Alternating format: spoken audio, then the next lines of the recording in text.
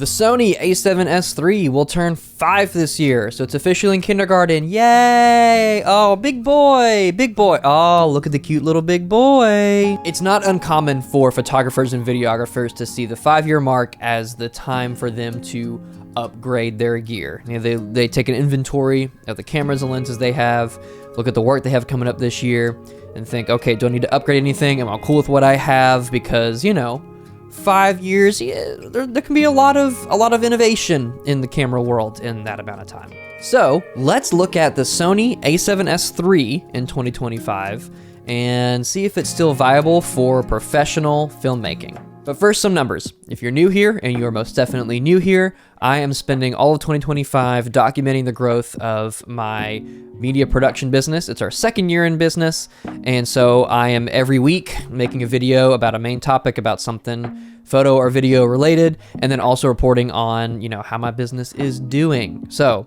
how was the week of, where we at? January 27th through the 31st. We're in February now. So how did I round out the first month of 2025? I had 2 cold calls, made 2 cold calls to potential clients. I made 2 follow-ups. We had 2 interest meetings. We had 1 pre-production meeting. We had 1 shoot, and we did not deliver any finalized projects this week. So pretty good week. Of course, you know, I'm fine with 0 finalized projects in a week because it can take 2 to 3 weeks to finalize projects, but did a lot of cold calling and meeting. I had a lot of meetings last week, and that was great. So looking forward to the clients that we'll be working with this year. Okay, back to the main topic. Okay, so to answer the question right off the bat, the answer is yes, you should buy the Sony A7S III in 2025. The A7S III has so much going for it to this day that it would be foolish to discount it purely because of its age. It helped me make a huge leap in my production quality. I was using the Sony A7 III for about 5 years for all my photo and video work. Still a great camera, recommend it for photos, but it is outclassed by the A7S III. And when I picked up my A7S III in 2021, there was a definite jump in quality from one to the next, and we're going to get into kind of what all that means in just a minute. Long story short, this camera has helped me make a lot of money since I bought it, and so let's talk about why I bought the camera, why I still love the camera, I have no plans to upgrade it anytime soon, and why, if you don't have one and are thinking to upgrade to it, why you definitely should. The main reason this camera is still such a compelling buy in 2025 is the value proposition. The bang for your buck here, I think, in my opinion, is almost unmatched in this level, this tier of mirrorless cameras. When it first came out in 2020, it was $3,500, which still at the time, still pretty good. But now you can find them used for like anywhere between $2,500 to $3,000. That's not a huge discount from when it first came out, which might be a testament to how good it is, how much it's held its value over the years. So I'm not going to get into all the specs and features in this video. It's been out long enough. Everybody knows what this camera is about. But there are a few things that we will kind of focus in on to why I think this is still such a compelling buy in 2025. It's a full frame 12 megapixel sensor, and I'll get into that in a little bit, why that 12 megapixels is so good. And it only requires 1 person to operate. If you work in the professional video production field, whether you're in filmmaking or commercial, weddings, whatever, the idea of a camera that is so capable and so powerful as the A7S III being perfectly capable of being handled by just 1 person, and it being in such a small package, that is a very compelling reason to buy such a camera. So you just get a lot of camera for what you're paying for here. So let's get into some of those specifics. What are you actually getting from this camera that will make your filmmaking that much easier and that much better? Now, these will be in no particular order, so we'll start with one that I think is still very good, and that is the autofocus. Now, a lot of Sony cameras these days, I think all of them coming out now, Sony touts their AI-powered autofocus. The subject detect, it can look at an airplane, it can look at a car or an animal and know exactly what that subject is, and it can track it, it can recognize it, whatever. All that's great. I think that's fine.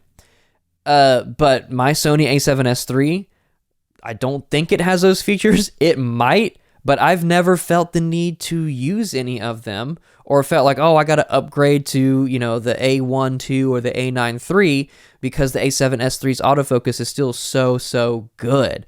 I mean, I use the zone autofocus most of the time. I put the little box where it needs to go, and the camera pretty much knows almost all the time what I'm trying to look at there.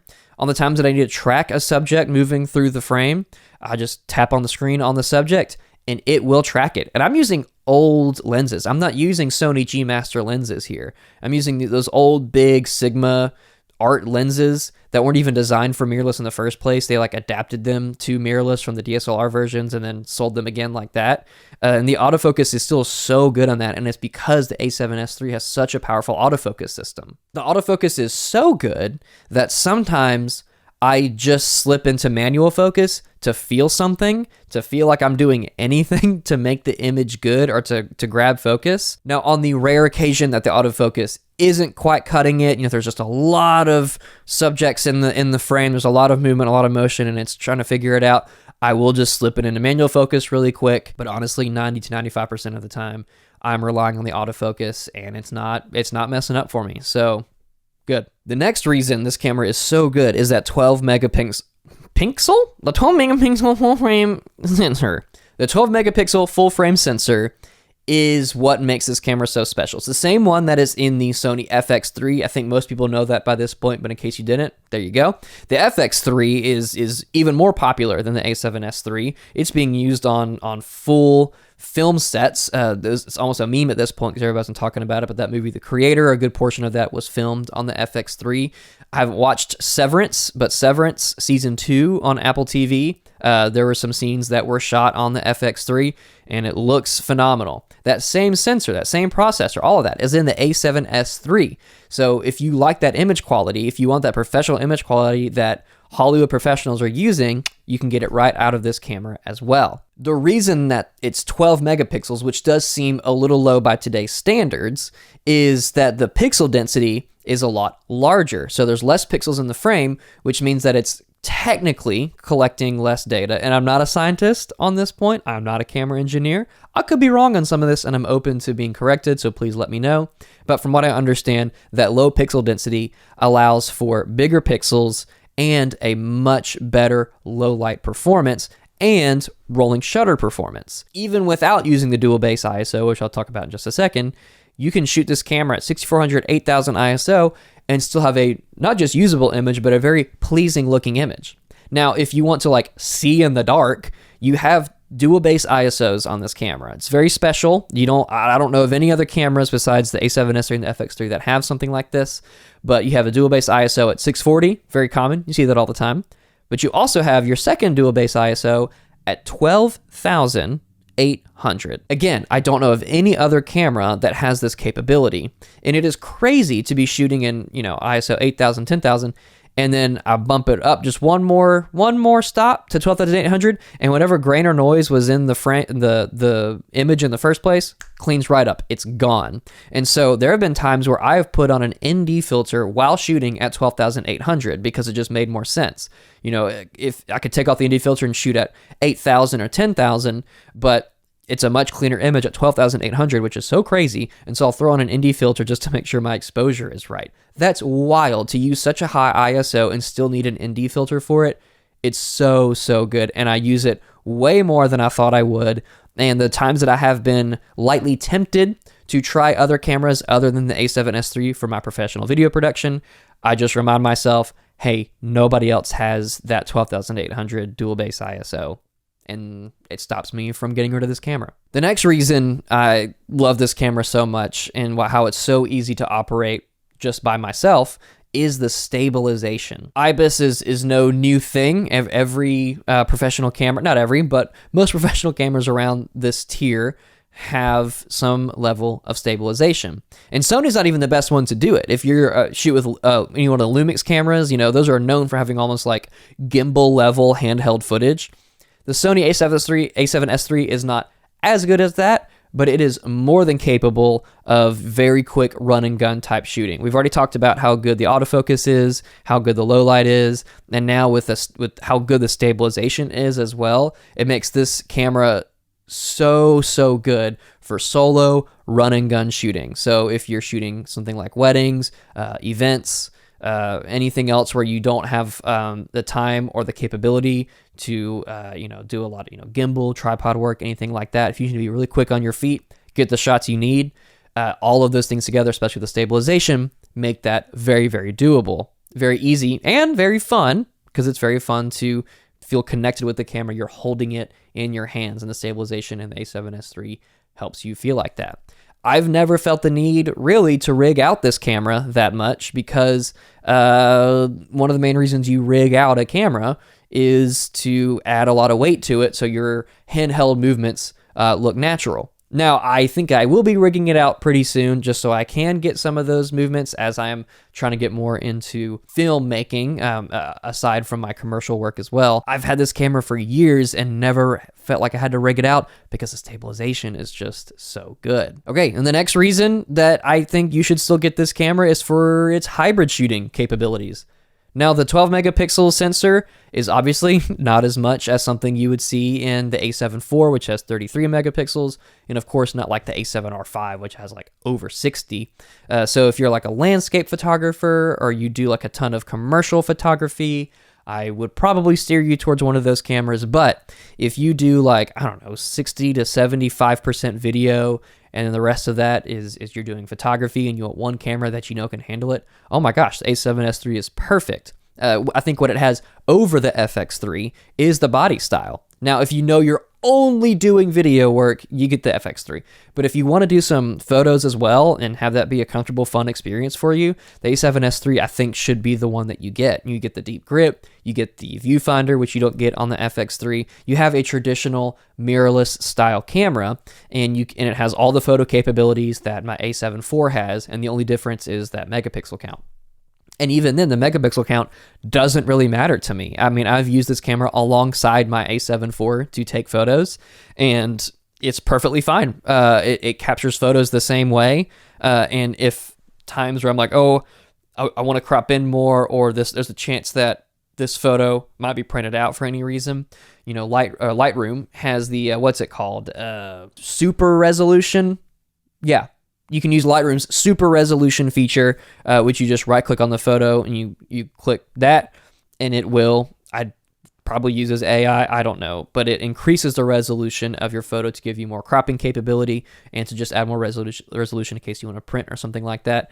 But if you're a photographer who especially just, shoots for online use, for Instagram, your own online portfolio, whatever, 12 megapixels is more than enough, and you'll be perfectly happy with it. And again, the times that you want to up-res that, well, you can do it in Lightroom or any other. There are other programs that do up-resing as well. So if you feel like you need that, you can use it. But I don't think you should ignore the A7S III for photos, or feel like you need to get a whole new camera just for photos if the A7S III is perfectly fine for that. All that being said, I do have like 3 other professional cameras that I use for photography, so I don't use the A7S III a ton for photos, but I definitely have. I will continue to do so when it makes sense. And if you were to only be able to get one camera for your professional video and photo work, I don't think you could go wrong with the A7S III unless you know for a fact that you need that more resolution. And of course, finally, the main reason I think this camera is still so good is the image quality. You could have all these other great features in the camera. You could have the best autofocus, the best IBIS and low light and all of that, but if you hated the images coming out of it, hate the footage coming out of it, you're not going to want to use it. Fortunately, not the case on the A7S III. Everybody knows how capable, I think, this point Sony is when it comes to image quality. I think hating on Sony colors is very like 2018 coded. I think it's time to move past that. Sony, yes, has great colors. It's very clinical. It's very accurate. It's very sharp. And I think those are all good things to have. My photography, I shoot Fujifilm for a lot of that because I like the character and the texture and the less than like extremely detailed images I get out of that. But when it comes to my professional video work, I'm doing a lot of commercial stuff, and I want that really sharp. I want that really color accurate image, and I absolutely get that out of the A7S III. S-Log3 is great to work with. You get a lot of latitude, a lot of range to color grade, because so say you don't like how clinical and accurate the colors coming out of this camera are. Well, then you have S-Log3 and you can do a ton of stuff with that. I mean, you can push those colors pretty far. You don't have internal RAW. You would need an external recorder for that. But S-Log3, for my purposes, has been more than enough. The image quality is phenomenal. I don't know of anybody who thinks the image coming out of the A7S III is bad. And if you do think that, well, you are incorrect. So those are all the things that I love about this camera and why I think you should buy it in 2025. There are just a few things that I do not like about this camera because there's no such thing as a perfect camera. So let's cover those things really quick. Spoiler alert, it's a short list. The first one is that the viewfinder and the back screen are pretty low quality, but that's on par for Sony. I think most people, professionals who are interested in cameras like this, know that the screen and the EVFs are just not as good as something you get from Canon or Nikon or Fujifilm. I mentioned this in my Fujifilm X-T5 long-term review that the back screen and the EVF on the X-T5 and most Fuji cameras is so good, or maybe it's just normal, and I didn't know how bad Sony's was until I tried Fujifilm cameras, but this unfortunately the same case with the A7S III. It's not a huge deal. It's not a deal breaker for me. If I want to have it on a bigger screen or a better screen, I will use an external monitor while I'm filming, but it's really not that huge for me. The other one is that S-Log3 is quite flexible. Like I said, you can do a lot with it. For some reason, though, it is very CPU intensive. You have to have just a more powerful computer or use proxies to smoothly edit and color grade, 4K S-Log3 footage, especially if you're shooting in 4K 60 or 120 FPS. It'll chew up more of your RAM. That's not the case with all 4K footage. I've edited footage from almost every type of camera at this point. The Blackmagic camera, I don't know what they're doing over there, but their 422 10-bit, it's the same that the Sony A7S III does, is so much easier to work with. It's just quicker, it's smoother. I don't have to use proxies. I don't have to deal with any of that. And for some reason, the A7S III, something with the codec, I don't know what it is, but everybody knows at this point who's worked with these cameras that it is not the easiest to work with. Of course, the final result is great, and if you are willing to get through that, then, just know that going into it. And that's really about it. I can't think of any other things that I really just don't like about this camera. So take that for what it's worth. Okay, time for final thoughts. As I said at the beginning, this is a very easy camera to recommend in 2025.